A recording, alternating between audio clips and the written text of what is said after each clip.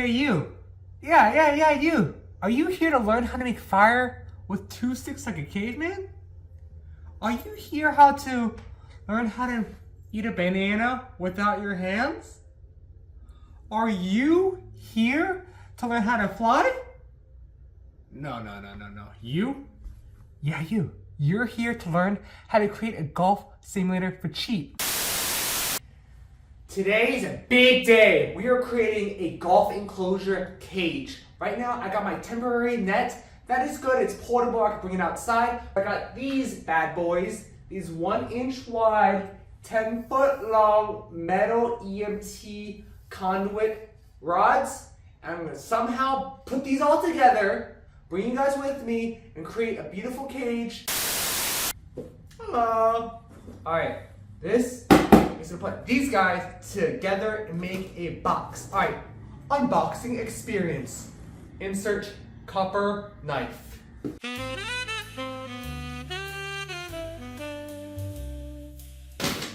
Done. I did it. I unboxed it. All right, we got this from Tarks.com, and we got a 11-piece corner with eye bolts here to tighten, 1-inch diameter that should effectively fit these guys to make a ginormous cage. All right, this is the space we're working with. This is our temporary netted enclosure. We get some measurements via measuring tape. All right, we're gonna leave some space on this side, leave some space on this side towards the door. Width-wise. Let's call it 10.5 feet-ish. All right, and then height, whatever this is. What is this? 8.5. Oh, 8.5. All right, we got 8.5 height, 10.5 length, and then depth-wise, we gotta leave some room towards the wall so that the balls don't smack into the wall. You can't really see it, but from right here to here is about 5 feet, about a foot and a half for the golf ball not to hopefully hit my wall. And I heard, based off the YouTube video, which I'll link down below, that the depth should not be any wider than the fabric I'm going to get to wrap my enclosure, the black fabric to protect it. And so what I've looked at is black duck canvas, which is about 5 feet wide. So if I can go a little bit in that 5 feet margin, so let's call it like 410-ish, that should be plenty. All right, measurements done. All right, these are metal rods here that we need to spray paint, but I need to get these guys off. I don't know what the best plan is. Soak it, blow dry it. I don't want any sticky adhesive still on it, so we're gonna figure this out too. This is our first option here. I heard olive oil, soaking it on these stickers for a few minutes, and then wiping it off is a good choice. So I'll keep you guys updated to see if it works. We got 2 problems here with this olive oil technique. My hands are extremely slippery, and it seems to be coming off, but again, super slippery.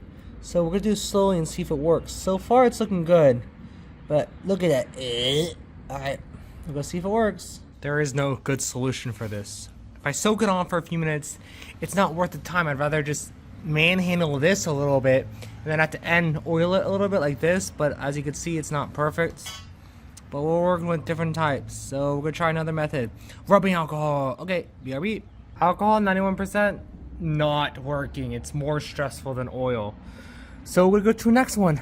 Hair dryer. We're gonna warm this bad boy up and peel it off. All right, peace out. This is what we're going for. We're doing this for about a minute, 30 to a minute, and we're gonna see how it works. Okay, moment of truth. It is definitely warm to the touch. Oh, that's hot. Oh yeah, look at that. You can see that there's some adhesive still, but we got the most part done, and we're just gonna oil or alcohol the rest for the small spots, but that is a dub. A dibbity dub. All right, we got all 12 of the stickers off, but you can see here that there's still some adhesive. So we got a little paper towel here filled with oil, vegetable oil, and we're just gonna wipe that off, and you'll see, hopefully, that it just wipes off and gets buttery smooth. Yeah, look at that. That is a good thing. So step 1, hair dryer, warm up the adhesive. Step 2, Just wipe it down with some vegetable oil, olive oil, whatever oil you got. And then hopefully, it'll be all smooth. Alright, we got all the primer done right here. Bang, bang, bang, all 12. Looks beautiful, alright? You're welcome, Alex. Alright, next we're gonna do the black. I almost didn't film. We're gonna black, do one coat, and then let it dry and do another coat. 2 coats and it should be good. Alright, let's do it. Alright, this is what it looks like with 2 coats on. It ain't perfect and it's still drying. Hi camera. My next step here is I need to prime these guys and make them look black like these guys. We'll see how it goes. With these little brackets being such a weird shape, I had to do one side to let it dry, flip them all over, and then do the other side for the primer, and then I'm gonna have to do the same thing with the black paint. But then the black paint will need 2 coats total, so that'll be 4 flippage. Alright, cool. Next step, we gotta take this guy down so we can build the more semi-permanent guy. And just like magic, we're gonna get this clear in 3, 2, 1. Bam! All done. You know what's nice? Kept the box, kept the instructions, and it all fits right back in here. Not perfectly, but it's easy to store. Bada bing, bada boom. Alright, I got my reciprocating saw right here. Bang! Powder pack, full bars. Easy as pie.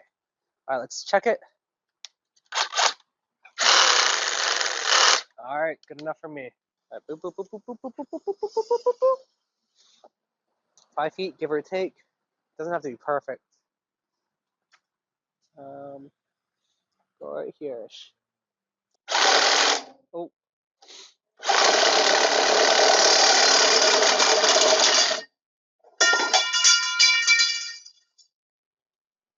First one done. There'll be 2 frames connected by 2 depth poles. Yeah. Yeah. 2 5-foot poles. Okay, halfway there. Foot. Oh gosh. Oh, we are struggling here. Hey, we're semi-safe and we got it done. Don't do what I do.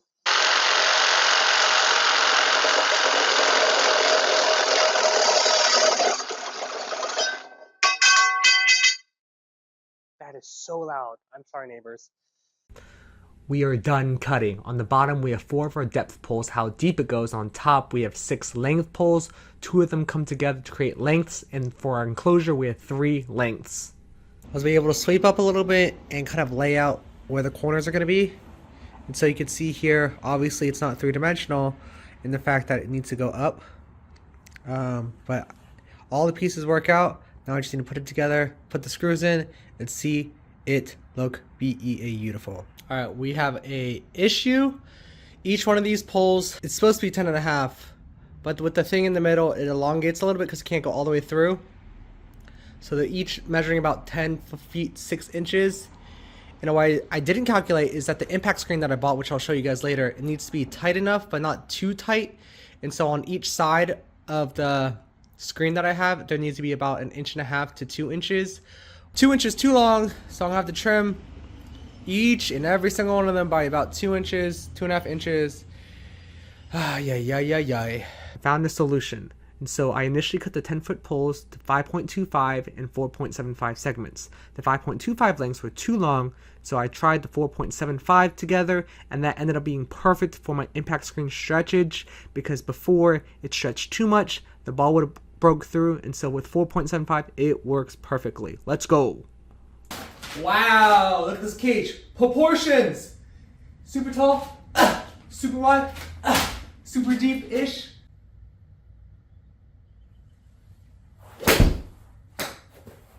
Bounce a little bit. That was a good one. Carry 94, total 99. Look at that. Let's go.